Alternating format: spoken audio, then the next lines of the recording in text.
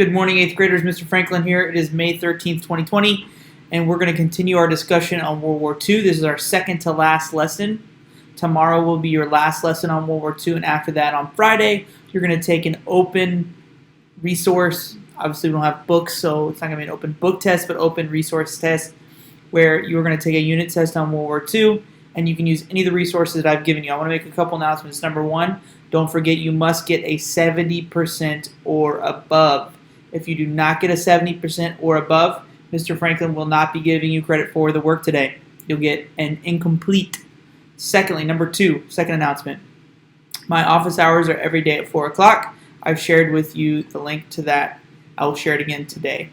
Make sure you turn in your work. I'll be contacting parents of those kids who are not turning in work. There is summer school, so if you're not completing your work, then you will be on that list for summer school. Graduation is coming up. I look forward to seeing what you do in high school, but you got to keep up with your work according to your ability.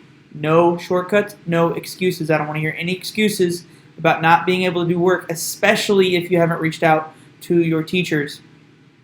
All right, as we continue to talk and have our discussion about World War II, I'm going to pause the video for you to take time to go to the Google form and answer some questions each time I give you some pertinent information. All right, so let's go right into our presentation. This is victory over Japan. All right, I want to remind you that when we were fighting World War II, there were two different theaters. The first theater was Europe, where we were fighting primarily Hitler and the Germans, and the second theater was the Pacific Ocean, where we were fighting the island nation of Japan.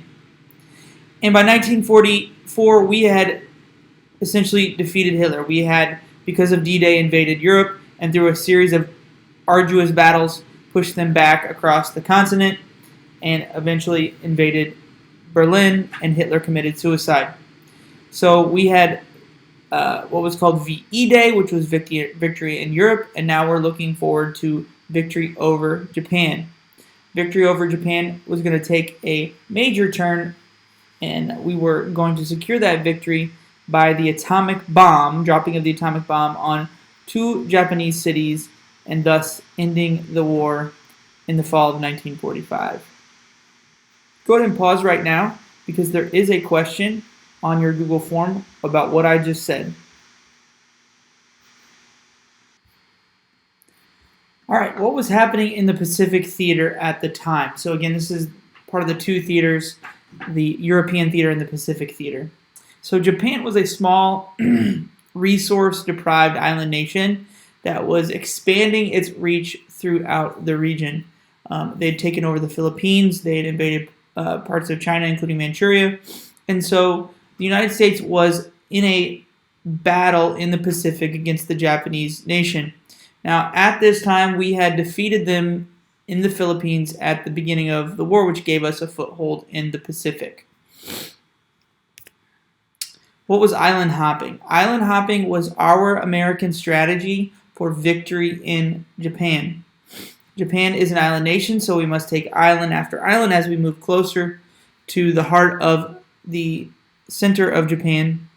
And from each island, we would take over that island and be able to launch our next attack against Japan. Go ahead and pause your screen right now, or the video right now, because there is a question on the form about this. All right, why did we decide to drop the atomic bomb on Japan? Well, April 12th, 1945, President Roosevelt dies of a stroke, which means his vice president, Harry Truman, would become president. President Truman now was faced with having to win in the Pacific. Americans were growing increasingly tired of the war. Japan would not surrender, and they felt if we dropped the atomic bomb, it would scare and destroy the Japanese into surrendering. The Japanese people were very resolute. They were willing to die naturally for their country, and that sort of describes the ethos, the feeling of the United States at the time. They felt that if they did not drop this bomb, Japan would not surrender, and we could not win the war. Go ahead and pause right now and answer the question on your Google form. So what were Hiroshima and Nagasaki? Those were the two Japanese cities on which we dropped atomic bombs. We're going to get into this tomorrow, but we had essentially, we told Europe about our atomic bomb. We hinted to Stalin that we had a weapon, but we definitely told Churchill that we had an atomic bomb. We actually invited Japanese statesmen to the United States to witness the weapon and the destructive power of the weapon, but that still did not dissuade them and convince them that they should surrender. So President Truman ordered the dropping of the atomic bomb on them. That happened August 6, 1945, when he dropped the first atomic bomb on Hiroshima. 180,000 people were wounded, killed, or missing. 70,000 human beings died instantaneously. One bomb, 70,000 people died right away. Crazy. Japan still didn't surrender.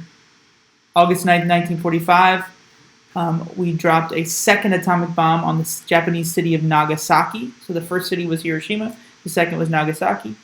100,000 people were killed or wounded.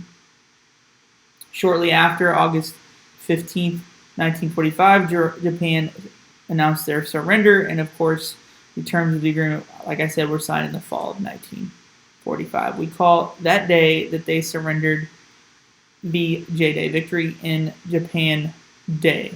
Go ahead and pause your presentation now and go ahead and go back to your form and answer the question.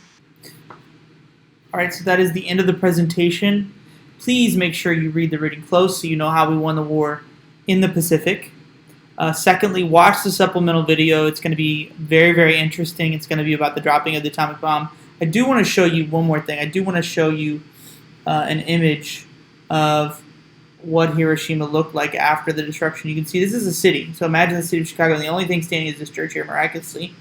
Again, the atomic bomb, Hiroshima, August 6, 1945, Nagasaki, August 9, 1945. So we could go ahead and say that the major cause of our victory in the Pacific was the dropping of the atomic bomb, 2 atomic bombs on Japan.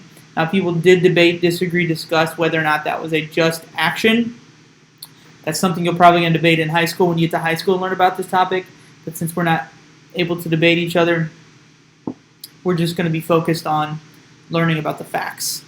All right, I want you to do all your work 100%. I love you guys. Stay safe. Remember, we're all in this together. Stay quarantined.